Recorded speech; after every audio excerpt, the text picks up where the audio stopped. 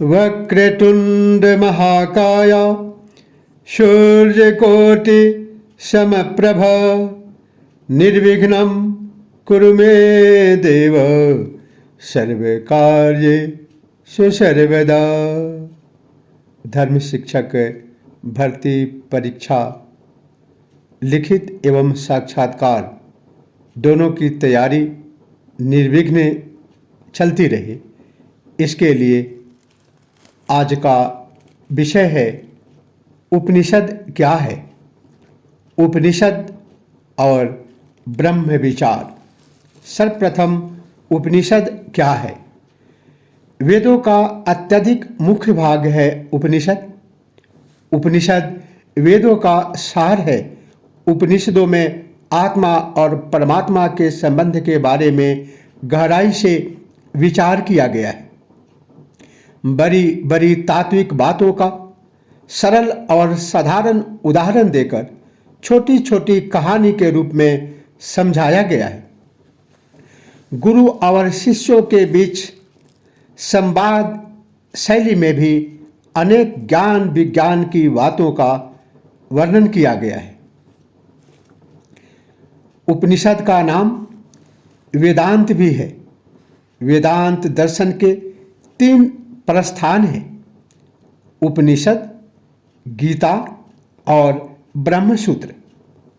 उपनिषद ग्रंथों में आत्मज्ञान, मोक्ष ज्ञान और ब्रह्म ज्ञान की प्रधानता होने के कारण उपनिषदों को आत्मविद्या, मोक्ष विद्या और ब्रह्म विद्या कहा गया है। उपनिषदों की संख्या 108 है, किंतु उपनिषदों की संख्या के विषय में बड़ा मतभेद है। इनमें 13 प्रमुख उपनिषद हैं: ईश, केन, कथ, प्रश्न, मुंडक, मांडुक्य, तैत्तिरीय, ऐतरेय, छांदोग्य और बृहदारण्यक। उपनिषदों को प्राचीन एवं प्रामाणिक माना गया है। इनके अलावे कौशितकी उपनिषद, श्वेताश्वतर उपनिषद और मैत्रायन उपनिषद भी प्राचीन और प्रामाणिक है। इस प्रकार उपनिषदों की संख्या जो वर्तमान में उपलब्ध है वह 13 है, किंतु इनकी मूल संख्या 108 बताई जाती है। उपनिषद शब्द उप, उपसर्ग पूर्वक नि और सद धातु के संयोग से बना है।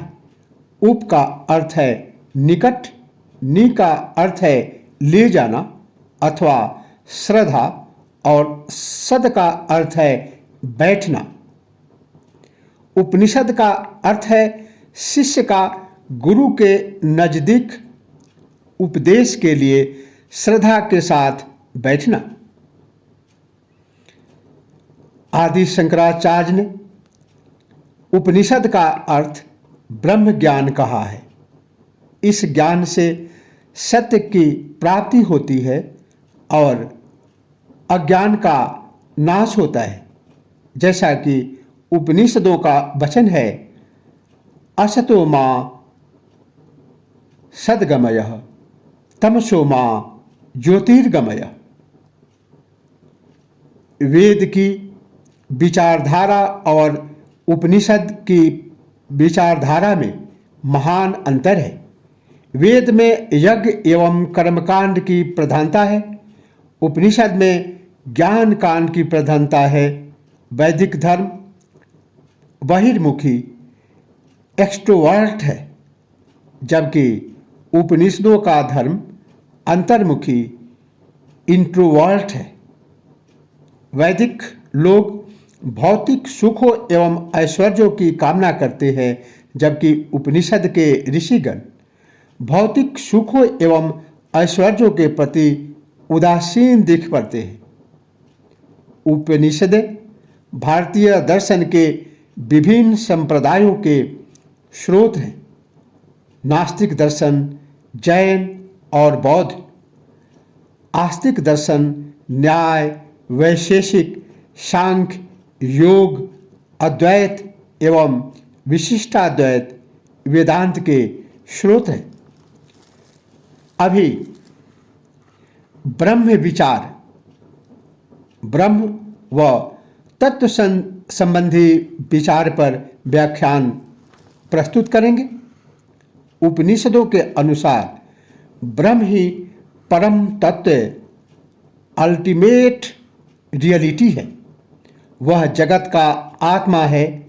ब्रह्म शब्द ब्रीह धातु से बना है, जिसका अर्थ है बढ़ना, विकसित होना। ब्रह्म को विश्व का कारण माना गया है। इसी से विश्व उत्पन्न हुआ है। विश्व अंत में ब्रह्म में विलीन हो जाता है। ब्रह्म जगत का आधार है। उपनिषद के अनुसार ब्रह्म ही परम तत्व है।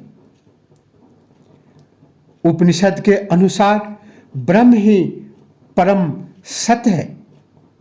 ब्रह्म के लिए तज्जलान शब्द का प्रयोग हुआ है। इसका अर्थ है कि ब्रह्म से जगत की उत्पत्ति, उसी में स्थिति और उसी में लय हो जाता है। ब्रह्म को प्रकाश पुंज कहा गया है। ब्रह्म की ज्योति से ही सूर्य, चंद्रमा, नक्षत्र आदि प्रकाशित होते हैं। उपनिषदों में ब्रह्म के दो रूप माने गए हैं। वे हैं परब्रह्म और दूसरा अपर ब्रह्म, निर्गुण ब्रह्म और सगुण ब्रह्म। परब्रह्म निर्गुण, निर्विशेष, निष्प्रपंच, निष्कलुष, निरंजन और निरुपाधि है। देश और काल से परे है। परब्रह्म अमूर्त है एवं असीम है।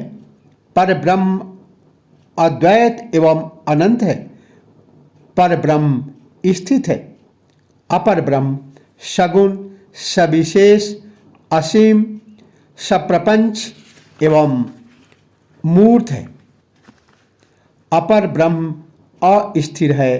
पर ब्रह्म निर्गुण, निर्विशेष होने के कारण उपासना का विषय नहीं है। पर ब्रह्म को ब्रह्म अब्सोल्यूट कहा गया है।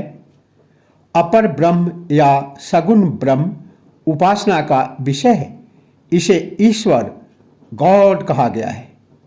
पर ब्रह्म की व्याख्या नेति नेति कहकर की गई है। नेति नेति कह वेद पुकारे। वेद ईश्वर को न इति, इतना ही नहीं, इतना ही नहीं, और भी है, ऐसा कहकर ईश्वर को संबोधित किया है। कबीरदास का कहना है, सात समुद्र की मसी करो, लेखनी सब बनराई, धरती सब कागद करो, प्रभु गुण लिखा न जाई। वह इतना असीम है कि सारी समुद्र, सातों समुद्र को यदि स्याही बना दिया जाए, इंक बना दिया जाए, और धरती पर जितने भी पदार्थ हैं सबको कलम बना दिया जाए, और पूरे पृथ्वी को यदि कागज बना दिया जाए, पेपर के रूप में यूज किया जाए, और फिर भी उस ईश्वर के गुण को लिखा जाए, उसके स्वरूप को व्यक्त किया जाए, तो उस असीम को सीमित नहीं किया जा सकता। ब्रह्म अलक्षण, अचिंत और अनिवर्चनीय है। निर्गुण ब्रह्म और सगुण ब्रह्म में तात्विक भेद नहीं है, वरम स्वरूपतः भेद है। निर्गुण और सगुण ब्रह्म के विषय में साक्षात्कार के रूप में एक महत्वपूर्ण प्रश्न बन सकता है। अपर ब्रह्म परमात्मा ईश्वर को सगुण ब्रह्म माना गया है। सगुण ब्रह्म निर्विशेष नहीं है, सविशेष है। अप्रमेय नहीं, प्रमेय है। ब्रह्म के सगुण रूप को मन बुद्धि से जाना जा सकता है। इस प्रकार ब्रह्म अगोचर नहीं, गोचर है। सगुण ब्रह्म के दो लक्षण बताए गए हैं, स्वरूप लक्षण और तटस्थ लक्षण। सत्यम ज्ञानमनंतम ब्रह्म, यह ब्रह्म का स्वरूप लक्षण है। यतो वा ईमानि भूतानि जायन्ते, यह ब्रह्म का तटस्थ लक्षण है कि जहाँ भी प्राणी उत्पन्न होते हैं सर्वत्र ब्रह्म है। छांदोग्योपनिषद में कहा गया है कि ब्रह्म ही जगत का निमित्त और उपादान कारण दोनों है। जगत ब्रह्म से अभिन्न है। इसे सिद्ध करने के लिए मंडूकोपनिषद में ऊर्णनाभि अर्थात मकरी जाला और व्रीहि इव अर्थात औषधि का उदाहरण दिया गया है।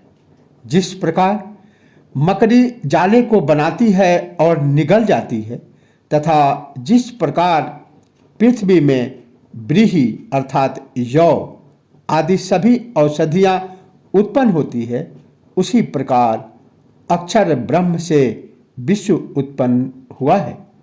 ओम इत्येका अक्षरम ब्रह्म,